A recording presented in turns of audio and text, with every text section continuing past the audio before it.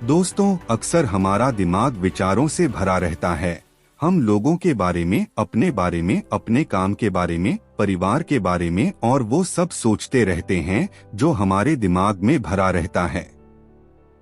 वह कभी भी साफ नहीं होता है और इसीलिए हमें वह सब बार बार याद आता है और हम दुखी और चिंतित रहते हैं। लेकिन इस कहानी से आप अपने मन को अच्छी तरह से साफ कर पाएंगे।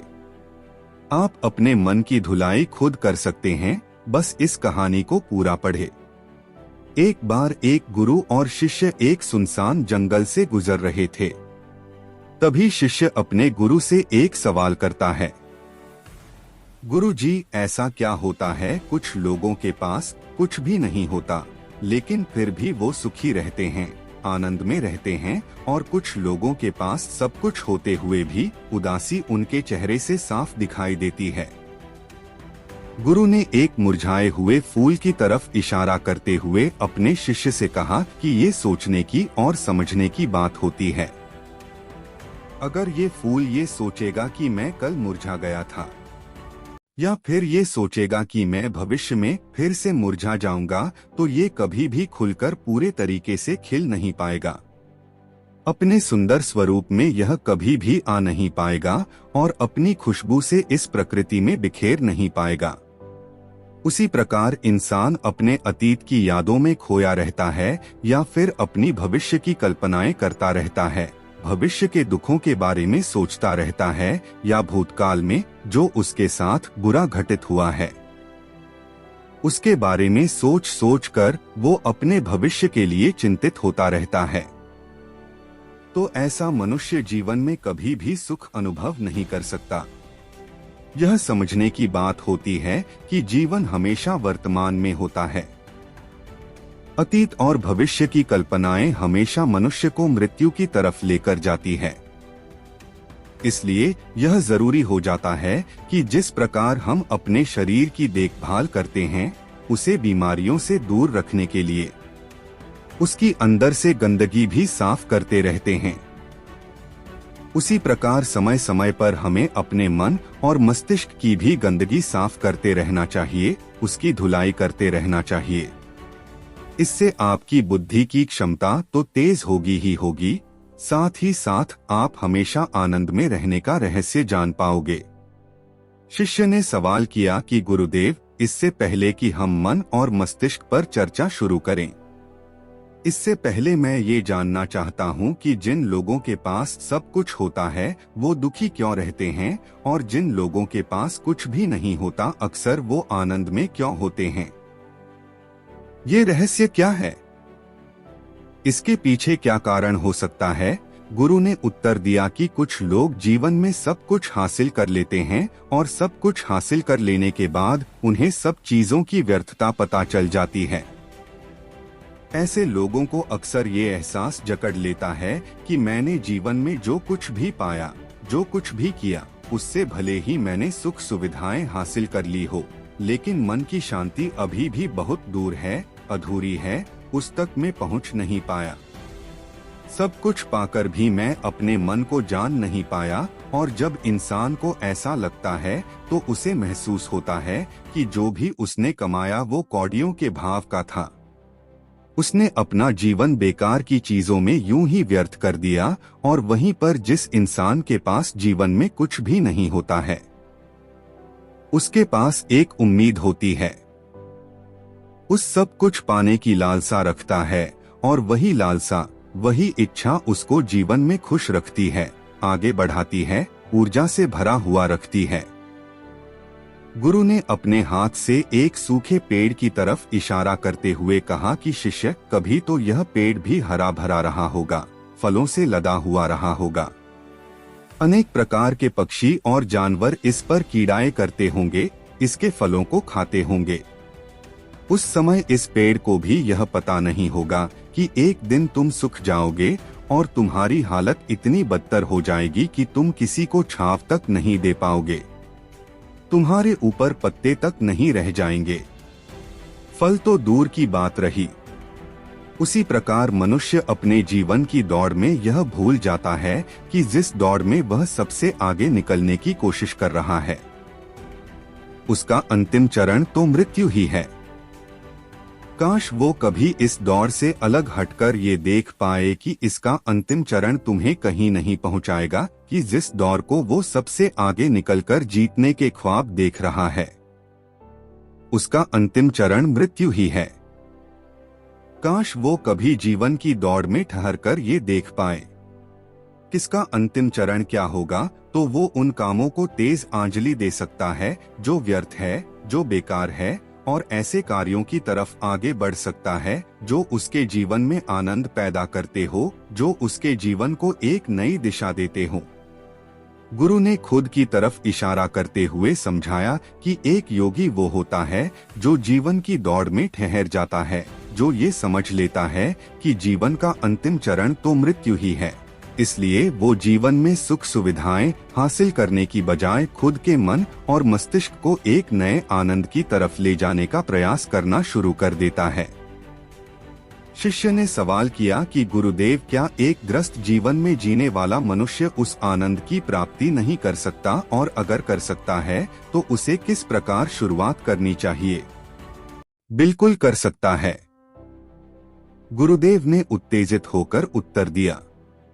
अगर सभी मनुष्य उस आनंद की प्राप्ति के लिए योगी बनने का निश्चय कर लें तो इससे तो प्रकृति का चलन ही रुक जाएगा।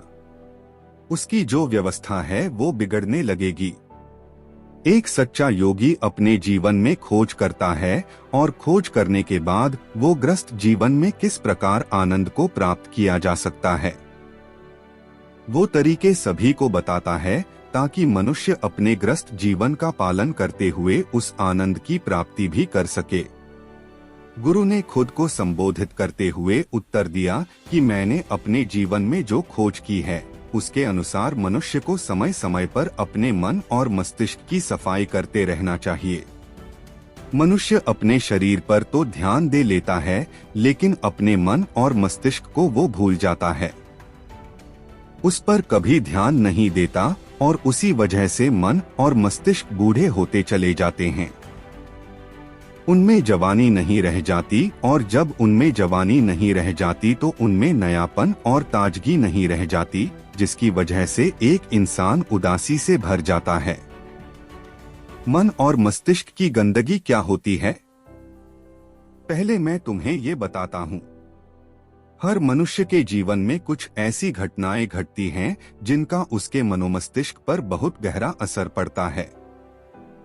वो जीवन पर्यंत उन घटनाओं को भुला नहीं पाता है, और वही घटनाएं उसके मन में पूरी तरह से पक्की बैठ जाती है, जो उसके मन में गांठ पैदा कर देती है, और भविष्य में जब भी वो कोई काम करेगा तो ये घटनाएं उसको प्रभावित करेंगी, उसके विचारों को, उसके निर्णय को पूरी तरह से बदल कर रख देंगी।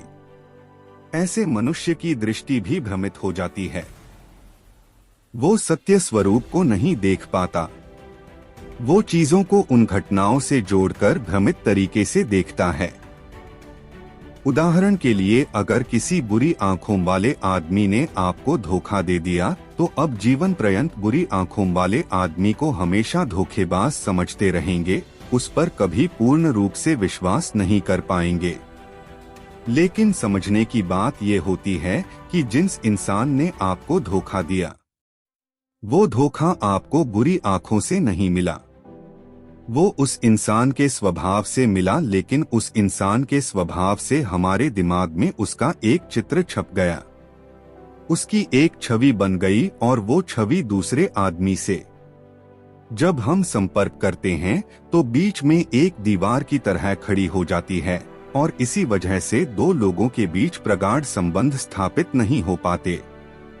जो मनुष्य के लिए सबसे जरूरी यही होता है कि वो अपने आप को अतीत की घटनाओं से फ्री रखें।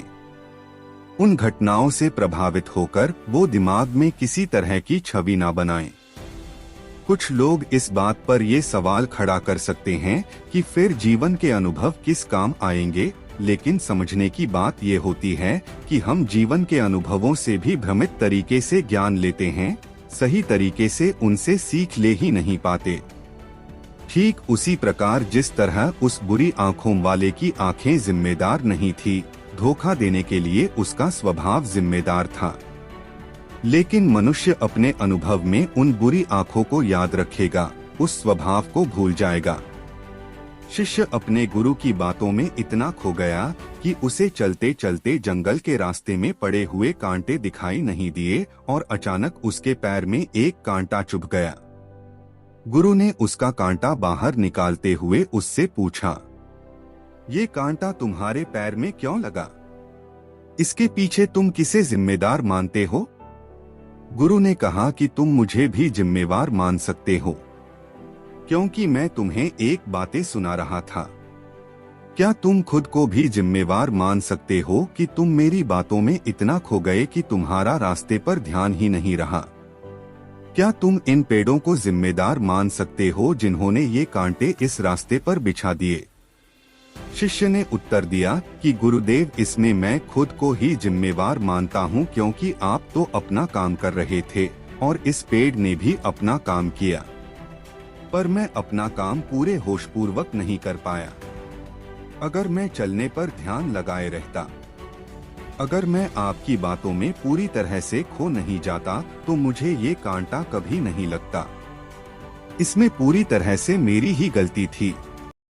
गुरु ने अपने शिष्य की पीठ थपथपाते हुए आगे कहना शुरू किया कि जो घटनाएं हमारे मन को प्रभावित करती है, जरूरी हो जाता है कि उन घटनाओं को हम किसी भी तरह अपने मन से बाहर निकाल दें, और उसके लिए सबसे सरल तरीका है कि अपनी भावनाओं को व्यक्त करना सीखो।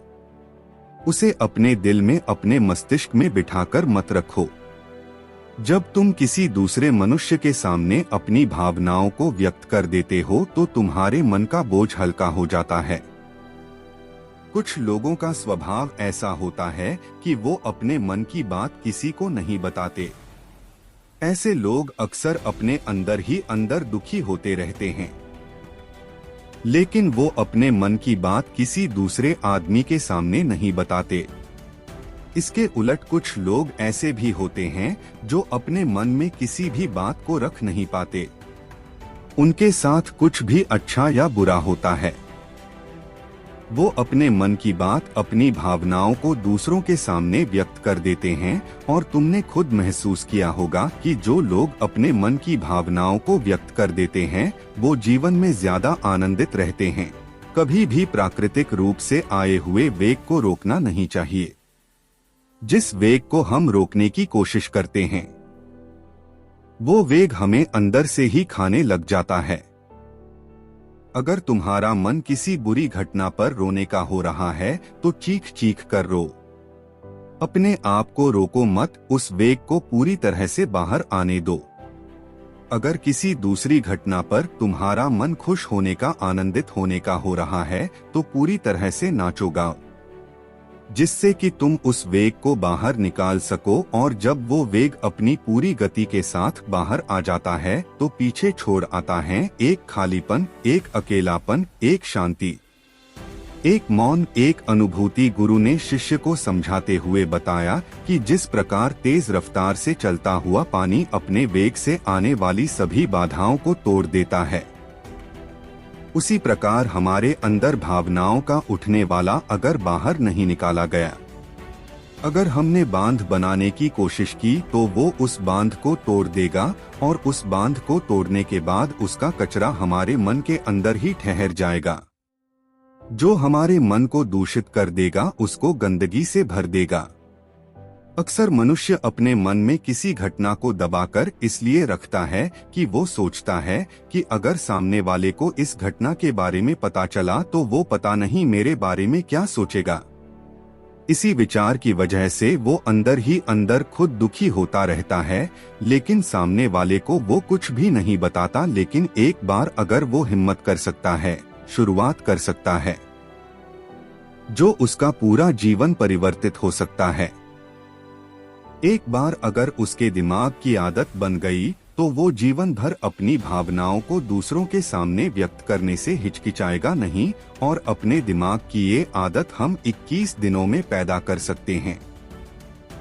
21 दिनों तक अगर सही तरीके से हम अभ्यास करें तो हमारा दिमाग पूरी तरह से भावनाओं से मुक्त हो जाएगा। यह 21 दिनों का अभ्यास इस प्रकार है। किस दिनों तक सबसे पहली बात जो याद रखनी है कि अपने मन में किसी भी बात को दबाकर नहीं रखना है।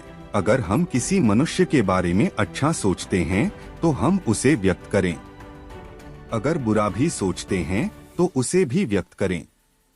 परिणाम भूल जाएं कि परिणाम क्या होंगे। सिर्फ अपने दिमाग की ढुलाई करने पर विश्वास रखें। इससे आपके अंदर एक अद्भुत साहस पैदा होगा। जब आप किसी मनुष्य के बारे में वह सब बता पाएंगे जो आप उसके बारे में सोचते हैं, तो आप खुद सोचिए कि आपका खुद के ऊपर विश्वास कितना ज्यादा बढ़ जाएगा। आपके मन के सारे डर खत्म हो जाएंगे। हो सकता है कि इसमें आपको चुनौतियों का सामना करना पड़े, लेकिन जहां पर चुनौती नहीं होती वो कुछ अभ्यास भी नहीं होता। अभ्यास हमेशा चुनौतियों से भरा होना चाहिए। इससे आप सत्य वचन बोलने का अभ्यास भी कर पाएंगे।